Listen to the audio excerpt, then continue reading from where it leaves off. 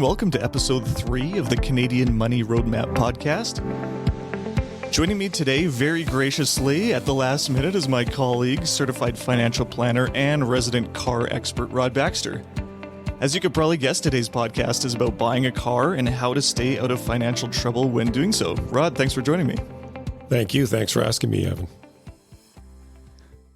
So vehicles are one of those things that it's probably the first major purchase you'll make as a young person, but throughout your life, you'll continue to buy and sell cars. And so it's one of those items that can get people in financial trouble if you do it the wrong way. And so we're going to go over a few different ways that you can approach buying a car and some ways to stay out of trouble. So the first one, buying new versus buying used. Obviously, buying used is going to be cheaper than buying new, but what are some of the advantages to buying a new vehicle? Well, you're going to get one that has no damage history, no driven miles. You're going to get full warranty. It's going to smell brand new. It's going to be yours to get dirty the first time.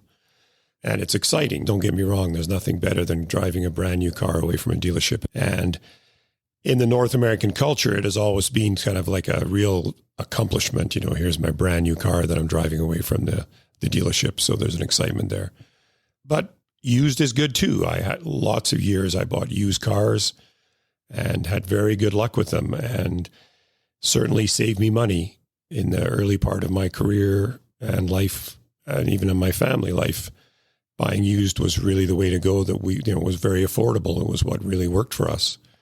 So there's pros and cons for both. Yeah, I've had some good luck buying used before. One of the best vehicles I've owned was a 2003 Honda Civic. Never should have sold that thing, but it was standard, and I'm a taller guy, and it was a two-door car, and it's tough to get people in and out of there. And right. It's like, I thought I can find something else, and I ended up with a sedan, and that vehicle was nothing but trouble for me. On surface, it looked great. I knew the seller and everything, and lots of costs on maintenance, and things just started falling apart on it. And it was a bit of a lemon. And that's, I guess, the risk that comes along with buying used. Right. I think we do have a little bit more protection in the marketplace now. I think it's a good point you brought up there. If you buy used from a dealer, they also will give you the Carfax history, which is a third-party history of accident damage that's been reported by the customer to insurance companies across Canada. So they have to give you that before they sell you the car. That Carfax history has to be disclosed. The other thing you can do now, which we never used to be able to do, is take the VIN number underneath the windshield of a car and run it through the SGI database. You can do that online. And you can see if it's being reported with SGI ever into an accident. You could also take the VIN number and go to the Carfax site, and I think you can pay a fee and get a Carfax site on a report on the site for a car you might buy from an individual that you're not dealing with a dealer. Oh, okay, but there's probably a fee associated with it. There would be a fee, but it'd be well worth it, right? Because then you'd find out if that car, because the problem with these used cars now is if they are very close to being totaled and written off, you are buying a car that on the surface looks really good, but has been in bad accident damage and might have something show up. You might get rust earlier than you would have expected. There might be problems with it. There also was an issue with cars being bought in the U.S. that had been flooded, and they were brought up here and sold, and they looked perfect on the surface. But after a couple of years, people started seeing rust and problems with electrical, and the Carfax kind of issue would have fixed that. Right. And even interprovincially here, I know used cars make their way across the country. Aren't there some issues with rust when vehicles come from other provinces as well, based on how they use salt on the roads? Or is that a bit of a myth? No, I think that's true. I think Ontario is very heavily salted. And they say cars out of Vancouver, their brakes go often because of a lot of stop and go in the hills and stuff in Vancouver. And then from out east, I think the salt is definitely, I think cars are made better now. So that's one good thing. But I think definitely that is an issue. Cars in Saskatchewan, we're a nice dry climate, essentially. And we don't use salt a lot on the highways. We use potash if they use anything. And our cars hold up pretty well here. If you look around, there's lots of 10-year-old cars with no rust. And manufacturers have got better. Most cars now are galvanized metal. So the rust is not such of an issue anymore. Like you notice lots of Volkswagens and Audis running around, and they look just as good 15 years later. And that's all because they were the first to start using galvanized metal. Okay, and so have the other manufacturers then caught up largely? Yeah, I They're think just so. kind of a first to market. No, and I think also the consumer advocates, there was the one thing that has been mandated over the last, say, 10 years is rust perforation warranties on cars. And in order to bring that warranty out for 10 years or whatever, they had to do something to the steel. They had to undercoat it. They had to look after it better in the manufacturing process. And so then I think you've got it's made them be better vehicles. That's why they're not, you don't see quite so much anymore. Right. Okay. Well, that's good to know. We're going to come back to that closer to the end. We'll talk about rust protection again.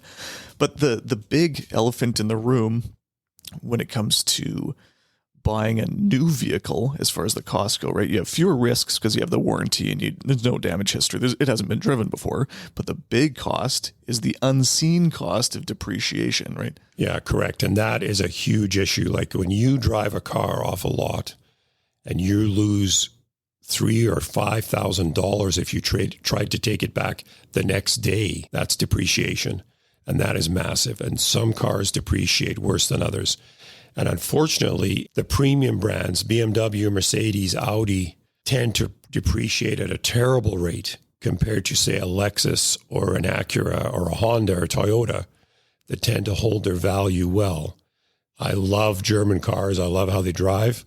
But you have to be prepared for that depreciation. That also makes them a good buy, though, in the secondary market, with one caveat, if you could back it up with some warranty coming from the manufacturer with it, because you need resources for some of those premium cars. You need to have some resources because when those repairs come, it's going to be expensive. Right. So even if you're looking in the used market and you find what appears to be a nice Mercedes, BMW, Audi, like, oh, it's used, it's $10,000, that's awesome. I can drive a fancy car for cheap. What you're probably not seeing is the impending expense costs. Exactly. Yeah. I've been very lucky with buying a used certified vehicle where you can get 2, maybe 3 years of warranty.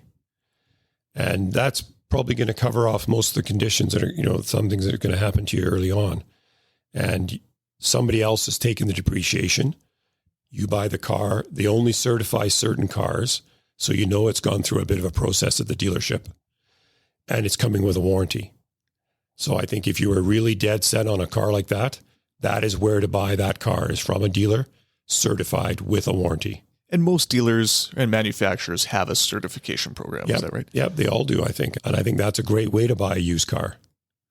You buy one with light miles, but with a warranty that the manufacturer, it's not a third-party warranty. It's a manufacturer warranty. And I think that's a good way to have somebody else take the depreciation hit. And we'll touch on this later. You can often get financing from the manufacturer on that at a really good rate. So it's kind of a win-win-win.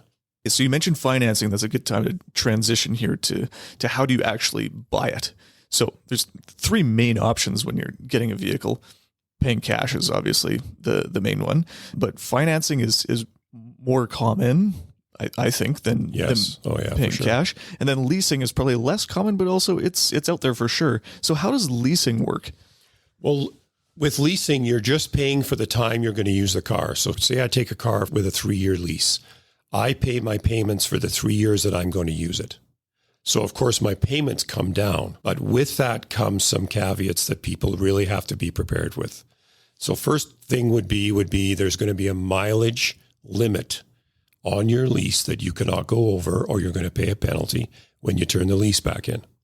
So for example, they might give you 25,000 kilometers a year. So after 3 years, I've done 75,000 or under, I'm okay when I turn it back. If I've done 80,000, I'm now going to pay a prearranged per kilometer charge for that extra 5,000 when I turn the keys back. You've got to be prepared for that. The second thing is the manufacturer will go through a rigorous inspection of that vehicle when you decide to turn it back in. So, and I've had this done. So they will look at your vehicle and they will take 100 pictures. They will not tell you what they find. And they will tell you, well, you've got this ding on the door hood. Your tires need to be replaced. You've got damage inside, and there's a cost to every one of these things. That is an additional cost at the end of the lease that you're having to pay for. So the way around that would be then you just buy the car out. But now you're refinancing for the whatever you're having to do for those years you haven't paid for. So you might have to finance another 20 grand here because you don't want to pay the fees that they're charging you to give it back to them. And that's kind of a hidden cost to leasing. I think leasing really works well if you can write off your payment for a business expense and you really understand what this might cost you when you turn those keys back in. The other thing about leasing that we should talk about is you are kind of trapped there. If I lease a car and 2 years down the road, that car is a lemon, I can't get that car back to the dealer. I can't sell it privately. I'm kind of stuck with it. Or say I lose my job. Now I can't afford the lease payment. Where if I owned that car, even if I financed that car and I lost my job, at the end of the day, I could sell it quickly maybe, and I might be underwater a little bit, but at least I can get out of those payments. But a lease is a longer term commitment. Leases have become really popular because it's got payments down and it's got people into cars that they normally would never have got into. But there are caveats there that people have to understand when they lease a vehicle. Right. So I've done some pricing out online of vehicles, and they give you the cash price, the finance price, the lease, and then there's all the terms in there. But there's always a down payment option on a lease, which seems silly to me if you're planning on giving the car back, which I know it reduces your payments now, but then you're tying up that money in a vehicle that you're probably not ever going to see again. Would you recommend doing a down payment on a lease, or am I missing something there? Yeah. No, I wouldn't do that. I mean, it's just... Unless it's required, I guess, depending on the vehicle. But. And most of them aren't. But it's just a way to get your payment down. That's all you're doing there. So could I do something else? There's an opportunity cost with that $3,000 that you gave the dealer up front. Do you have credit card debt that you could throw it on, or throw it on your mortgage, or put it in a TFSA maybe for your down payment for your next vehicle? Like there's lots of other things you could do with that. So I don't think there's any reason you would do a down payment other than to get your payment down. Right. Okay. So financing is the main thing that we probably want to discuss here. And financing is essentially, the dealership is taking on the cost up front, and you pay them a payment over time with terms that they set or you negotiate. I know that every bank or financial institution, they'll offer auto loans and things like that. Does it make sense to get your financing first through the bank and then go to the dealership with a check? Or do you negotiate the financing rate directly at the dealership? Or is there a difference, really? Well, I think it's one of those answers. I think it depends. I think it would be, as a smart consumer, it would be worth it phoning your banker up and saying, what could I get for a car loan? They have their parameters, the certain age of the car, if you're buying used or new, they'll tell you what the interest rate is. So then you could easily find a calculator online, do a quick payment thing. And then with that information in hand, go to your dealer and see, once you've decided on the car and made a decision, then you could sort of see what your price was going to be with the interest rate they're offering.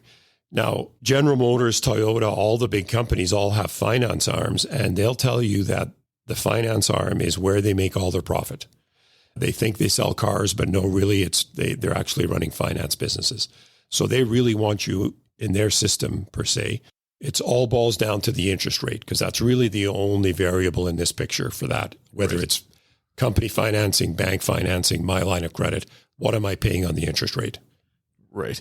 And so because, like you mentioned before, that the dealership makes more of their money on financing than the actual sale of the vehicle in many cases, they might actually be more willing to negotiate with you if you are going to finance the vehicle instead of paying cash, right? Yes, it's actually a bit of an anomaly now. If you go in and say, I'm paying cash for this, okay, we're not going to make any money on the financing deal. So we're probably not going to give you too much of a deal on this business because we're not going to get it up on the other end.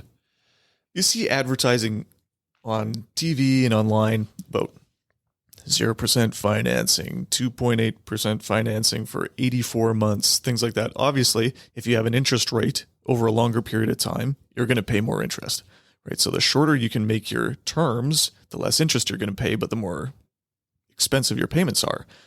But what if they're offering 0% financing over 84 months, which that's probably the longest term that I've seen, maybe 96 is in there even. But would you Would you do something like that? Because as far as interest goes, it's not costing you anything extra. So why not use the dealer's money instead of my money? No, absolutely not. This 84 months thing that has become very prevalent has been a way for the dealers, I think, to get the payments down so that you don't even think about it for most people. But it's stretched it way too long. I personally like 4-year loans, if you can do it. Because trust me, after 4 years, that car is not worth a whole lot. It's not worth what you think it is or what that dealer is telling you it's going to be worth. And 84 months is a long time now in people's lives.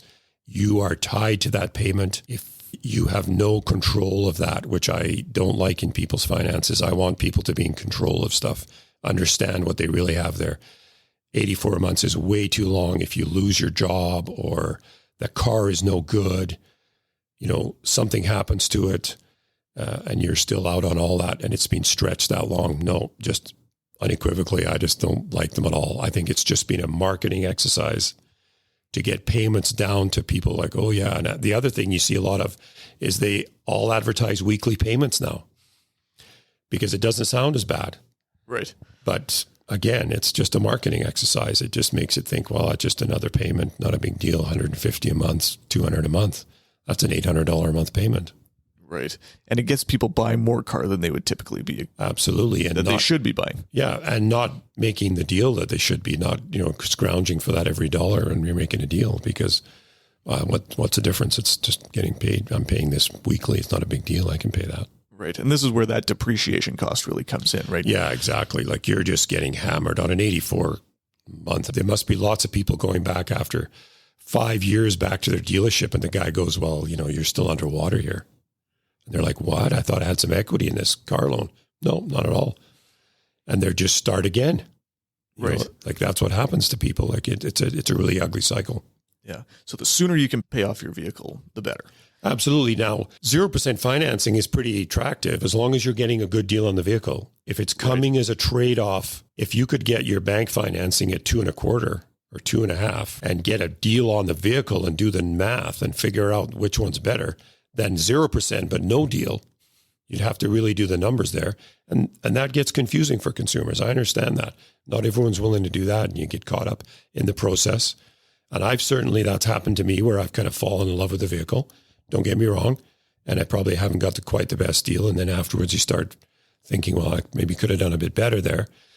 Now, also, we should talk about the times we're living in right now. In this time of COVID, we're now seeing car dealers with a lot of iron on their lots. And there's a lot of guys out there doing 0% financing. They're doing paying 4 payments, not deferral of 4 or 5 payments. That's really attractive. And I dare say you could probably go in and just wangle a bit more stuff off them if you could really do it. I mean, there's inventory piling up here. And it's probably, going to be a good year to buy a car if you've got a steady job and it fits in your plan. I'm not saying go out and do it, but I think there's definitely some deals to be had right now. And I've never been a huge fan, and maybe I'm just too passive, but I've never been a big fan of grinding the salesperson down to the bone on everything. And I don't think that's what we're advocating for here. But I think what Rod's saying is that most dealers and salespeople, they'll be willing to work with you now a little bit more. And it might be a little bit more of a more pleasant negotiation process. Yeah, and that's right. I'm not saying I'm not advocating, grind to the last dollar, because you want that dealer to stay in business. You want that dealer to be there for you to come and service that car and do your warranty claim in the future or whatever. So, there's always a little bit of a room there, or you might be able to get some floor mats thrown in for nothing or built into the deal somehow, something like that. But I think right now there's going to be some deals to be had for sure. Yeah. You mentioned doing a maximum term of about 4 years. So I've seen this rule online before, and there's probably a million different versions of something close to this anyways.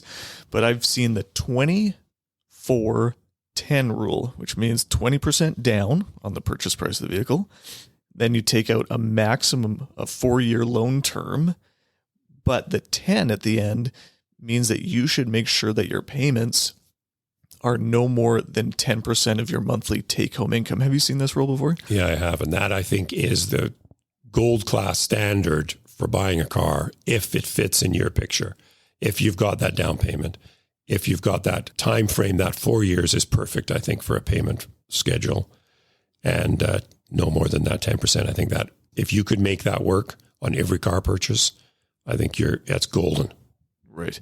So I'll just read out an example that I put together here. I know audio isn't really the best format for lots of different numbers and scenarios, but say, for example, your household take-home pay, so between you and your spouse, is $7,000 a month, which means that your payment should stay under $700.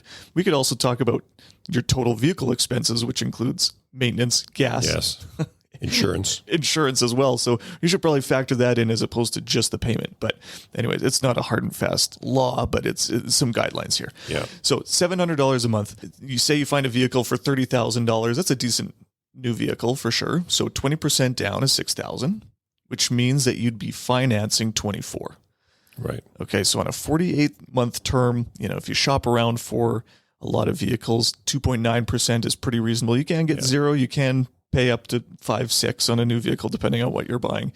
But the monthly payment in that scenario would be about $530 a month. So if you're taking home about $7,000 a month after taxes, you can probably afford a vehicle about as high as $30,000 when you do 20% down. Yeah. I don't know what you can get for $30,000 now. It's $30,000's nothing too fancy. Like lots of cars are way more than 30 now. Cars have Honda gone up Civic, a lot. Toyota Corolla, like something in there that's reliable, but buying a big SUV, or a big pickup truck, you're never going to get it. No. Not happening. No. Or a luxury SUV or anything. No. Yeah. So you have to be really careful when you start getting into those really expensive vehicles. Hopefully you have the income to offset the payment and make sure you've saved enough for that 20% down, or else you're going to get yourself in trouble. And in trouble, I guess we just mean that your term would have to be longer than it should be, and you're going to pay more interest than you should. Right. And you might be car poor for a while because all your money's going to your car payments. And you might do that once and then you'll learn your lesson. And then maybe you won't do that again. Right. Because you're paying too much. But yeah, that would be a perfect scenario, that ratio. Okay. So now you've decided on the vehicle, you've done the 24-10 rule, and you can afford the one that you want. You've decided, you've signed on the dotted line to say that, okay, I'm going to take this to my finance manager here. And you go into the back room and you're signing everything off, and he pulls out the brochure and he says, hey, by the way, what about some extra warranty on there? We can extend that for another 2 years, another 50,000 kilometers or whatever. Rust protection, roadside assistance, anything else that they might offer you in that scenario? Life and disability insurance on the loan. Right. Say, right, if you lost your life or if you got disabled, it would cover your payments. All of these things are going to be expensive at that point. That's my point. Okay, let's look at them separately. Rust protection, as I said before, the cars are better made. We don't have a huge issue with rust in Saskatchewan. And I think if you looked at the fine print on the rust protection, it might not really qualify for maybe some slight surface rust. It's only going to be perforation of the metal, which is going to take forever to get. It won't be there. Undercoating, I've never done it. I think most cars are very quiet nowadays. I don't know why you would really need that. I guess if you lived in a salty thing, that would maybe protect that as well. Salty environment, we're not there in Saskatchewan at least. The life and disability insurance you're going to find is fairly expensive. And frankly, we're planners. We sell life insurance and disability insurance individually to clients, or you have group insurance at work that if you weren't working, it's going to come in and pay most of your bills every month. If you're financing the car, worst comes to worst, you just sell the car. I'm never going to drive again, or whatever reason, I can't drive for 2 more years, or I've got something going on. You could sell it, get out from underneath the payment anyway.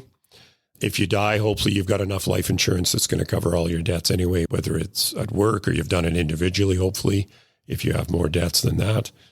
So no extra warranty. I really have never done that. I think most of the cars, I'm a big fan of Japanese cars that seem to run very well and last a long time. And I don't know if the warranty is really worth it, but all of these are really juicy margin getters for these dealers. That's where they make it up. And of course, it's added to your loan because you're sitting with the finance guy that's offering it. It's only an extra $2 a month. Why wouldn't you do it? Exactly. Okay. So finally here, any tips for negotiating a better price on a vehicle? I'm not necessarily a great negotiator. I know YouTube and the internet is full of ways that the dealer's ripping you off and this is how you get a better deal. But in a practical sense, are there just some good practices to know before you go to a dealer that to make sure that you aren't overpaying for what you're getting? All the manufacturers have, I mean, if you're buying new, all the manufacturers have the MSRP listed on their websites. So if nothing else, make sure you know what that model with those options is going to be. So there you see it there. Now there's delivery charges and stuff that these guys don't have up sometimes on there. You have to check separate boxes. You have to make sure your taxes are checked and everything. So you have to be careful of that. But I think to have that in your hand, if you're buying used, I mean, just go to Kijiji or Auto Trader and have a look across Alberta, Saskatchewan, BC, see what that car with those kind of miles are selling for. Just to have that in your back pocket, in your mind, to say, well, this is a fair price.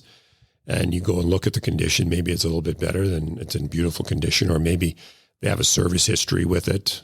It's got all the oil changes ever done. I think that's becoming a bit of a problem with privacy now. They try to hide behind privacy. The dealers won't give us service history now because they don't want to reveal clients' names on the service bills. But I have had dealers show me if it's been serviced there. They'll cover they'll show me the work that had been done. So you can kind of look through it there. You're not allowed to take it with you, but you could look through it. And that's certainly, well worth doing. And that might be worth maybe paying a little bit more of a premium than what you saw in Kijiji, say, because you're getting something with a known quantity. And then that Carfax history from the dealers is really nice to have. Shows you the accidents it's been in.